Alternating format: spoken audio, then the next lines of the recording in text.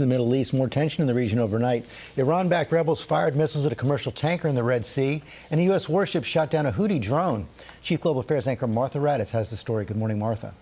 Good morning, George. These Iranian-backed Houthis in Yemen have been targeting commercial ships and tankers in recent weeks. And overnight, 2 more missiles launched from Yemen toward a tanker just entering the Red Sea and heading toward the Suez Canal. Both missiles missed the tanker, but an American warship, the USS Mason, shot down a drone flying in the area during the incident. While none of these attacks on commercial vessels have resulted in serious damage, the Houthis have warned that they will target any ships headed toward Israel unless Gaza gets more food and medicine, increasing fears of a wider war. George? Okay, Martha, thanks. Let's bring in the top White House National Security spokesman, John Kirby. John, a lot to cover this morning. Let's start with those missile strikes from the Houthis. They don't seem to be getting the message. These strikes continue. Does more need to be done?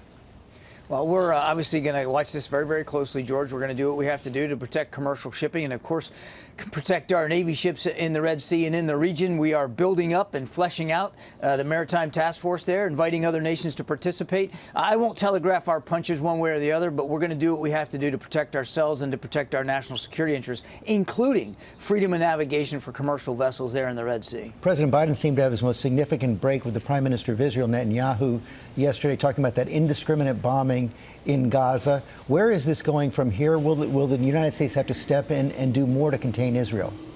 Well, we're going to continue to support Israel, George. We're going to continue to make sure that they have the weapons and capabilities they need to go after Hamas wherever they are inside Gaza. And we're going to continue to, again, urge the Israelis to be as careful and as deliberate as possible in their targeting. We know the intent is there, George, that they are trying to make an effort to be more precise, but the results don't always come out that way. And that's what the president was referring to.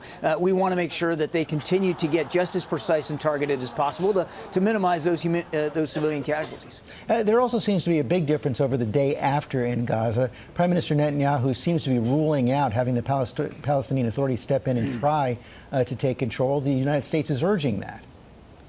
We believe that whatever the future of Gaza looks like, it's got to be representative of the aspirations of the Palestinian people. And right now, the Palestinian Authority has that mandate. Now, the Palestinian Authority also has a credibility problem with a lot of Palestinians, and we want them to be reformed and revitalized and better able to meet those aspirations. That's what we believe. We do not believe in a reoccupation by the IDF of Gaza for a long term, and we don't believe that there should be any reduction in the size of Gaza. We've been making that case very, very clear to our Israeli counterparts. Jake Sullivan, our national security advisor, is on his way to the region right now. He'll be talking about the day after with his Israeli counterparts as well. On Ukraine, Congress going home without passing more aid. What does that mean?